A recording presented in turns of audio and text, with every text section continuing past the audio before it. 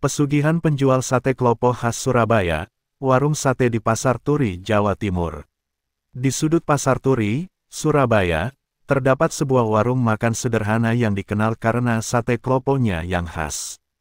Pemilik warung, Gunadi, adalah seorang pria berusia 37 tahun yang menjalani kehidupan dengan penuh harapan dan kesulitan. Setiap hari, dia bangun pagi-pagi sekali untuk mempersiapkan bahan-bahan sate, mulai dari daging, bumbu, hingga kelapa yang menjadi ciri khas sate klopo. Gunadi memiliki istri, Sari, dan dua anak yang masih kecil, Dika dan Putri. Meskipun sate kloponya laris, pendapatan yang diperoleh tidak cukup untuk memenuhi kebutuhan sehari-hari. Keluarga mereka tinggal di sebuah rumah kecil yang berdekatan dengan warung, dan setiap malam, Gunadi merasakan beban berat di pundaknya. Dia khawatir tentang pendidikan anak-anaknya dan masa depan mereka yang tidak pasti. Suatu malam, saat menutup warung, Gunadi bertemu dengan seorang dukun misterius bernama Pak Jaya. Dukun ini dikenal di pasar sebagai orang yang punya kemampuan luar biasa dalam memanggil kekayaan. Gunadi mendengar banyak cerita tentang keberhasilan orang-orang yang datang kepada Pak Jaya, dan rasa penasaran mulai menggerogoti pikirannya. "Gunadi, kau tampak lelah. Apa yang kau cari?" tanya Pak Jaya dengan nada menggoda. Gunadi, terkejut, merasa seolah dukun itu bisa membaca pikirannya. "Saya hanya ingin memberikan kehidupan yang lebih baik untuk keluarga saya," jawab Gunadi, suaranya bergetar. Pak Jaya tersenyum sinis, "Kekayaan yang kau inginkan bisa kau dapatkan, tapi ada harga yang harus kau bayar." Gunadi merasakan jantungnya berdebar. Dia tahu bahwa ada sesuatu yang tidak beres, tetapi dorongan untuk memperbaiki hidupnya membuatnya tetap terpesona. Setelah beberapa kali pertemuan, Gunadi akhirnya memutuskan untuk mendengarkan tawaran dukun itu. Di dalam hati, dia merasa terombang-ambing antara keputusasaan dan harapan. Dia tahu bahwa melakukan pesugihan adalah langkah yang berbahaya, tetapi impian untuk memberikan kehidupan yang lebih baik bagi keluarganya membuatnya berani mengambil risiko. Malam itu, Gunadi pulang dengan pikiran yang penuh. Ia merasa seolah ada dua suara dalam dirinya, satu yang menyuruhnya untuk berhenti dan berpikir, dan satu lagi yang berbisik untuk melanjutkan. Dia duduk di meja makan, melihat keluarga yang dicintainya, dan hatinya dipenuhi oleh rasa bersalah. Namun, keinginan untuk berhasil lebih kuat daripada rasa takutnya. Saat menutup mata, dia membayangkan masa depan di mana anak-anaknya bisa bersekolah tinggi, dan istrinya tidak perlu lagi bekerja keras di pasar. Dalam kegelapan malam, Gunadi merasa seolah ada sesuatu yang menariknya untuk melangkah lebih jauh ke dalam dunia yang tidak ia ketahui. Dengan berbagai pertimbangan, dia memutuskan untuk menemui Pak Jaya dan mempelajari lebih lanjut tentang pesugihan. Di luar, bintang-bintang bersinar cerah, tetapi hati Gunadi gelap oleh keraguan. Dia tahu bahwa setiap langkah yang diambilnya bisa jadi langkah menuju kegelapan. Namun, dorongan untuk mencapai kekayaan seolah menjadi magnet yang menariknya semakin dekat dengan keputusan yang bisa mengubah hidupnya selamanya. Dengan beraninya, Gunadi mulai merencanakan ritual yang akan mengubah nasibnya. Dia tidak tahu bahwa keputusan ini akan membawanya ke sebuah perjalanan yang menakutkan dan penuh penyesalan. Dalam benaknya, satu pertanyaan terus bergaung, apakah semua ini sepadan? Setelah memutuskan untuk melanjutkan langkahnya menuju pesugihan, Gunadi merasa bersemangat sekaligus tertekan. Dia bertemu kembali dengan Pak Jaya, yang menjelaskan secara rinci tentang ritual yang harus dilakukannya. "Untuk mendapatkan kekayaan, kau harus melakukan ritual pengorbanan," katanya dengan nada serius. "Kau harus menawarkan seseorang sebagai tumbal." Gunadi merasa mual mendengar kata tumbal. Dia berusaha menahan rasa ngeri yang menggelayut di dalam hatinya. Namun, keinginan untuk mengubah nasibnya mengalahkan rasa takut itu. Pak Jaya memberitahu bahwa ritual itu harus dilakukan di tempat yang sepi, dengan sesaji yang lengkap dan doanya yang tulus. Setelah beberapa hari berpikir, Gunadi memutuskan untuk mengundang beberapa orang ke warungnya. Dia ingin menciptakan suasana yang akrab agar bisa memilih seseorang yang cocok untuk dijadikan tumbal. Di antara tamu-tamunya, ada seorang pemuda bernama Budi, yang dikenal sebagai anak nakal di lingkungan mereka. Budi sering membuat onar, dan Gunadi berpikir, jika ada yang bisa dijadikan tumbal, mungkin dia. Malam itu, Gunadi mempersiapkan makanan yang melimpah, termasuk sate klopo andalannya. Dia menyambut tamunya dengan hangat, berusaha menyembunyikan kegelisahan di dalam hatinya. Suasana terasa ceria, tetapi di sudut pikirannya, Gunadi merencanakan sesuatu yang kelam. Setelah semua orang pergi dan suasana pasar mulai sepi, Gunadi merasa jantungnya berdegup kencang. Dia menyiapkan ritual di halaman belakang warung yang dikelilingi oleh pepohonan. Dalam kegelapan malam, dia merasa seolah dunia di sekelilingnya menunggu dengan cemas. Bersama Pak Jaya, mereka menyiapkan sesaji yang terdiri dari nasi, ayam, dan berbagai buah sebagai persembahan. Saat malam semakin larut, suasana mulai berubah. Angin berhembus dengan kencang, membawa aroma aneh yang membuat bulu kuduk Gunadi merinding. Pak Jaya mulai melantunkan mantra, suaranya menggema di udara malam. Gunadi menutup matanya, berdoa dengan penuh harap agar kekayaan segera datang. Saat ritual berlangsung, Gunadi merasakan ketegangan yang semakin meningkat. Pak Jaya meminta Gunadi untuk mengambil keputusan. Di saat itulah, rasa berat menghimpit hati Gunadi. Dia tahu apa yang harus dilakukan, tetapi rasa bersalah mulai menggerogoti pikirannya. Dalam hatinya, dia merasa terjebak antara keputusasaan dan harapan. Dengan perasaan terpaksa, Gunadi melangkah maju. Dia mengambil pisau kecil yang telah disiapkan dan menatap Budi yang tertidur di sampingnya, tidak menyadari bahaya yang mengintainya. Dalam sekejap, keputusan itu diambil, sebuah tindakan yang akan mengubah hidupnya selamanya. Sosok Budi bergetar dalam mimpi, seolah merasakan sesuatu yang tidak beres. Gunadi merasakan dorongan yang kuat, seolah ada kekuatan tak terlihat yang memaksanya untuk melanjutkan ritual. Saat dia melakukan pengorbanan, suasana di sekitar mereka berubah menjadi mencekam. Suara gemuruh terdengar, dan angin bertiup kencang seolah ada sesuatu yang marah. Setelah ritual selesai, Gunadi merasa seolah terbang ke langit. Dia mengira semua ini adalah awal dari kekayaan yang dijanjikan. Namun, saat dia melihat kembali ke arah tempat ritual, rasa sesal mulai menyusup ke dalam hati. Dia merasa seolah telah kehilangan sebagian dari dirinya sendiri. Malam itu, Gunadi pulang dengan perasaan campur aduk. Dia merasa seolah ada kekuatan baru mengalir dalam dirinya, tetapi bayang-bayang Budi terus menghantuinya. Setiap kali dia memejamkan mata, wajah Budi muncul, seolah menuntut jawaban atas tindakan yang telah dilakukan. Kekayaan yang dijanjikan mulai terbentuk dalam pikirannya, tetapi pada saat yang sama, rasa bersalah dan penyesalan menghimpit jiwanya.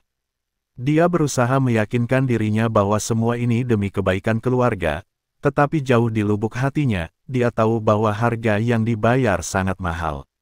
Dengan langkah yang berat, Gunadi berusaha menjalani hari-harinya. Dia ingin melupakan ritual itu, tetapi bayang-bayang apa yang telah dia lakukan selalu mengikutinya. Keputusan yang diambilnya mulai menampakkan dampak yang tidak terduga, dan Gunadi tahu bahwa perjalanan ini baru saja dimulai. Beberapa minggu setelah ritual yang menakutkan itu, kehidupan Gunadi mulai berubah drastis. Warung sate kloponya, yang sebelumnya hanya ramai di akhir pekan, kini dipenuhi pembeli setiap hari.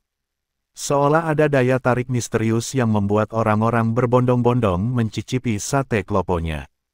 Pendapatan yang diperoleh meningkat dengan pesat, dan Gunadi merasa seolah mimpinya untuk memberikan kehidupan yang lebih baik bagi keluarganya mulai terwujud. Dengan uang yang berlimpah, Gunadi mulai membeli barang-barang baru untuk rumahnya. Dia mengganti perabotan tua dengan yang lebih modern, membeli pakaian baru untuk istri dan anak-anaknya, serta memperbaiki atap rumah yang bocor. Setiap kali ia melihat senyuman di wajah Sari dan anak-anaknya, hatinya seolah penuh kebahagiaan. Namun, di balik kebahagiaan itu, rasa ketakutan dan penyesalan terus mengintai. Namun, kebahagiaan itu tidak bertahan lama. Di malam hari, saat suasana tenang, Gunadi mulai merasakan kehadiran yang aneh. Dia sering terbangun di tengah malam, mendengar bisikan halus yang seakan memanggil namanya.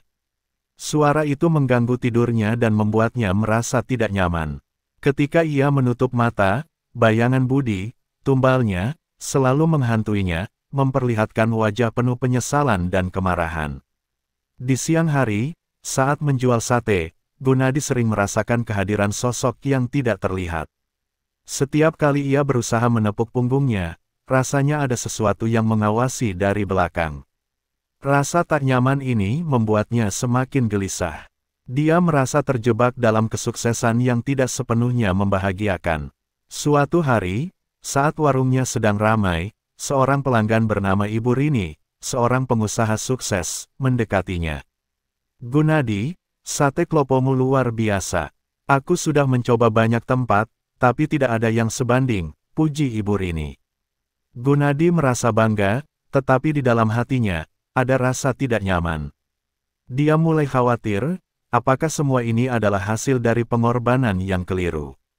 Setiap malam, saat bersiap tidur, Gunadi merasa semakin tertekan. Dia mencoba untuk berpikir positif, meyakinkan diri bahwa semua yang dia lakukan demi keluarganya. Namun, saat melihat bayangan di cermin, dia tidak bisa menipu dirinya sendiri.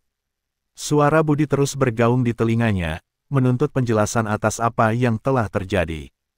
Di tengah kebahagiaan yang semu, Gunadi mulai merasakan dampak dari keputusan yang diambil. Dia merasa terasing dari keluarganya, berhari-hari tidak menghabiskan waktu bersama mereka. Dia lebih memilih untuk mengurus warung dan menghitung keuntungan, sementara Sari dan anak-anaknya merasa kehilangan sosok suami dan ayah yang dulu. Suatu malam, saat Gunadi terjaga dari tidurnya, dia mendapati sosok Budi berdiri di ujung tempat tidurnya. Wajah pemuda itu tampak pucat dan matanya penuh air mata. "Kenapa kau lakukan ini padaku?" tanya Budi dengan suara yang penuh kesedihan. Gunadi merasa jantungnya bergetar, dan air matanya tak tertahan. "Maafkan aku, Budi. Aku tidak tahu apa yang kulakukan," jawabnya sambil bergetar. Budi menghilang dalam kegelapan, dan saat itu, Gunadi merasakan ada yang tidak beres. Dia tahu bahwa kekayaan yang ia nikmati tidak akan bertahan selamanya. Setiap kali melihat wajah Budi dalam mimpi, dia merasa semakin terjebak dalam lingkaran kesedihan dan penyesalan. Rasa bersalah dan ketidaknyamanan ini semakin menguatkan keyakinannya bahwa apa yang telah dilakukannya tidak benar. Namun, ketakutannya akan kehilangan semua yang telah diperolehnya membuatnya terpuruk dalam dilema. Dia terjebak dalam dunia yang seharusnya penuh kebahagiaan, tetapi justru dipenuhi dengan rasa takut dan penyesalan yang tak kunjung reda. Ketika Gunadi melihat ke arah warungnya yang kini ramai, dia merasa hampa. Kekayaan yang ia damba kini terasa sebagai kutukan. Dan di dalam hatinya, dia tahu bahwa semua ini baru permulaan dari sebuah perjalanan yang menakutkan. Seiring berjalannya waktu, Gunadi semakin terjebak dalam kesuksesan yang tidak menyenangkan. Walaupun pendapatan dari warung sate kloponya terus meningkat, kebahagiaan yang seharusnya mengisi hidupnya perlahan menghilang. Setiap malam, saat menghitung uang di meja, wajah Budi terus menghantui pikirannya. Rasa bersalahnya semakin mendalam, dan ketidaknyamanan itu semakin menggerogoti jiwanya. Gunadi mencoba untuk mengalihkan perhatian dengan bekerja lebih keras. Dia memperluas menu dengan menambahkan variasi baru, berharap bahwa kesibukan akan mengalihkan pikirannya dari penyesalan yang terus mengganggu. Namun, semakin banyak usaha yang dia lakukan, semakin besar pula beban yang ia rasakan.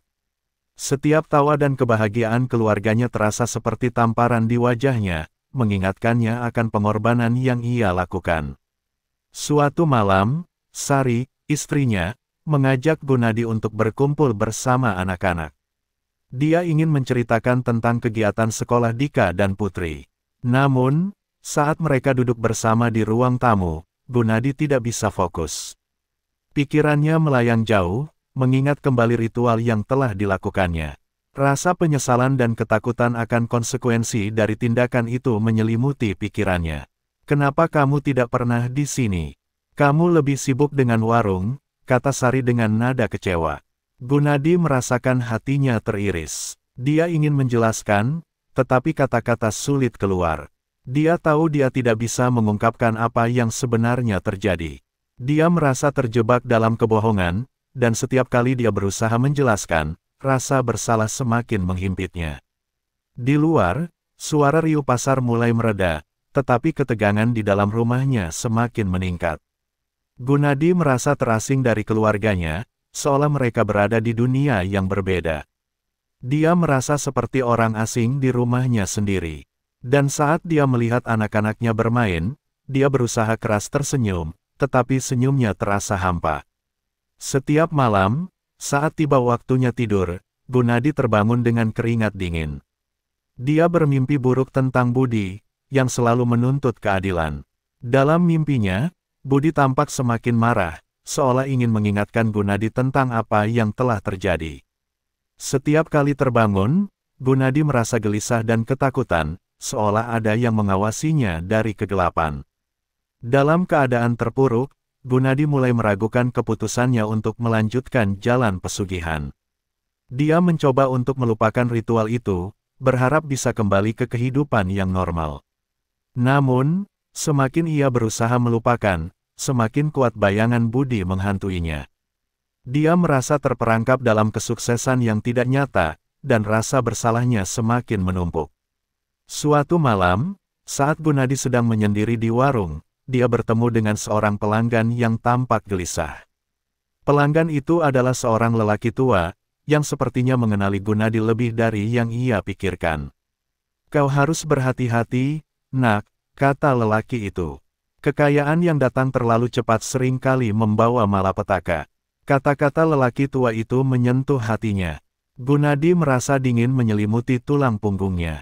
Dia tahu bahwa semua yang dialaminya adalah akibat dari keputusan buruk yang diambilnya. Meskipun banyak orang yang memuji sate kloponya dan menganggapnya sukses, di dalam hati, dia merasa kosong. Di tengah malam, saat semua orang terlelap, Gunadi duduk sendiri di teras. Dia melihat bintang-bintang di langit dan teringat akan impian-impian yang dulu. Dia ingin memberikan kehidupan yang lebih baik untuk keluarganya, tetapi kini dia merasa telah mengorbankan segalanya untuk kepentingan sesaat. Dengan air mata mengalir di pipinya, Gunadi berdoa, meminta ampunan dan berharap bisa menemukan jalan kembali. Penyesalan menyelimuti hidupnya seperti kabut tebal, dan Gunadi tahu bahwa dia harus menghadapi konsekuensi dari pilihannya. Dia merasa telah kehilangan bukan hanya Budi, tetapi juga jiwanya sendiri. Kini, semua yang dia miliki terasa seperti ilusi, kekayaan, kesuksesan, dan bahkan keluarganya. Dalam kegelapan malam, dia bertekad untuk mencari cara menebus kesalahan yang telah dilakukannya, meskipun dia tahu bahwa jalan itu tidak akan mudah. Malam demi malam berlalu, dan Gunadi semakin terjebak dalam siklus penyesalan yang tak berujung. Meskipun warung sate kloponya semakin ramai, kebahagiaan yang seharusnya mengisi hidupnya terasa semakin jauh. Dia merasa terasing dari keluarganya, dari Sari dan anak-anaknya. Mimpi buruk tentang Budi terus menghantuinya, dan setiap kali terbangun, jantungnya berdegup kencang, seolah bayangan pemuda itu selalu ada di sampingnya. Suatu malam, saat Gunadi selesai menutup warung, dia mendengar suara gemuruh dari arah halaman belakang. Pikirannya segera melayang pada ritual yang pernah dilakukannya. Dia merasa seolah ada sesuatu yang menariknya menuju tempat itu. Dengan langkah ragu, Gunadi berjalan menuju halaman belakang, di mana semua itu dimulai. Ketika sampai, dia mendapati bayangan samar Budi berdiri di sana, menatapnya dengan tatapan penuh kemarahan dan kesedihan. "Hentikan semua ini, Gunadi. Kenapa kau terus menghindar?" Suara Budi menggema di dalam kepalanya. Gunadi merasa tercekik oleh rasa bersalah. "Aku minta maaf, Budi. Aku tidak tahu apa yang kulakukan," kata Gunadi dengan suara bergetar. Namun, Budi hanya menatapnya, matanya berbinar dengan air mata yang tak jatuh. Gunadi tersadar bahwa ia tidak bisa terus menghindar. Dia harus menghadapi konsekuensi dari tindakan yang telah dilakukannya. Ia memutuskan untuk mencari Pak Jaya, berharap dukun itu bisa memberinya jalan keluar dari kegelapan yang menyelimutinya. Ketika menemui Pak Jaya, Gunadi dengan penuh harap meminta bantuan. Aku tidak bisa hidup seperti ini lagi. Aku ingin menebus kesalahan. Apa yang harus aku lakukan? Pak Jaya menatapnya dengan serius. Kau harus melakukan ritual penebusan. Tapi ingat, harga yang kau bayar mungkin lebih mahal dari yang kau bayangkan, katanya. Gunadi menyetujui meskipun hatinya berdebar penuh ketakutan. Dia tahu bahwa ini adalah satu-satunya cara untuk mengakhiri semua ini. Malam ritual penebusan tiba. Gunadi mengundang beberapa orang yang dikenal untuk hadir sebagai saksi.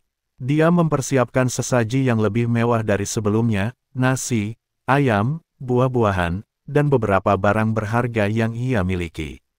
Saat Pak Jaya mulai melantunkan mantra, suasana terasa mencekam. Gunadi merasa ada yang tidak beres, angin berhembus kencang, dan dia merasa seolah ada yang mengawasinya. Ketika ritual berlangsung, Gunadi merasa jiwanya terombang-ambing antara harapan dan ketakutan. Dia berharap bisa mengusir bayangan Budi dan semua beban yang dia pikul. Namun, saat dia selesai mengucapkan mantra penebusan, sosok Budi muncul kembali, kali ini lebih nyata dan lebih marah. Kau pikir ini akan menyelesaikan semuanya? Tidak ada yang bisa kau lakukan untuk menghapus apa yang telah kau ambil dariku. Teriak Budi. Suara itu menggema di telinga Gunadi, membuatnya terjatuh ke tanah. Dia merasa seolah dunia sekelilingnya runtuh. Dalam keadaan putus asa, Gunadi berusaha menjelaskan, aku tidak bermaksud menyakitimu. Aku hanya ingin hidup yang lebih baik untuk keluargaku. Tapi Budi hanya memandangnya dengan penuh kemarahan. Kau telah mengorbankan hidupku. Apa yang kau dapatkan tidak sebanding dengan harga yang kau bayar. Dengan air mata mengalir, Gunadi merasakan hatinya hancur. Dia tahu bahwa penyesalan yang ia rasakan tidak akan pernah terobati. Ritual penebusan itu bukanlah akhir, melainkan awal dari sebuah perjalanan yang lebih menyakitkan. Dalam sekejap, semua yang telah ia bangun hancur. Warungnya sepi, pelanggan pergi, dan keluarganya mulai menjauh. Keesokan harinya, saat Gunadi terbangun, dia menemukan warungnya kosong dan sepi. Tidak ada lagi pelanggan yang berdatangan, tidak ada lagi tawa anak-anaknya. Rasa kehilangan menyelimuti dirinya. Keluarga yang dulu penuh harapan kini terasa seperti bayangan yang menghilang. Dia mencari Sari dan anak-anaknya, tetapi mereka telah pergi. Sari tidak bisa lagi melihat suaminya yang terjebak dalam kesedihan dan kesalahan. Gunadi merasa terasing di dunia yang seharusnya menjadi rumahnya. Dia mencoba menghubungi Sari, tetapi semua usahanya sia-sia. Dia tidak tahu bagaimana menjelaskan semua ini, bagaimana meraih kembali kepercayaan yang telah hilang. Dalam kesepian, dia kembali ke halaman belakang tempat semua bermula, berharap bisa menemukan jawaban. Di sana, dia berlutut dan menangis. Maafkan aku, Budi. Aku tidak tahu harus bagaimana lagi, ucapnya dengan suara penuh penyesalan. Dalam hening malam, hanya angin yang menjawab, seolah mengingatkan Gunadi bahwa tidak ada jalan kembali. Kisahnya berakhir dengan kesedihan yang dalam. Gunadi, yang pernah penuh harapan, kini hanya tinggal kenangan di sudut pasar turi. Kekayaan yang ia damba ternyata membawa kutukan, dan dalam pencarian untuk memperbaiki kesalahan, ia justru kehilangan segalanya. Rasa penyesalan dan kesepian menemaninya dalam perjalanan yang kelam. Dia telah membayar harga yang sangat mahal untuk sebuah impian yang tidak pernah terwujud.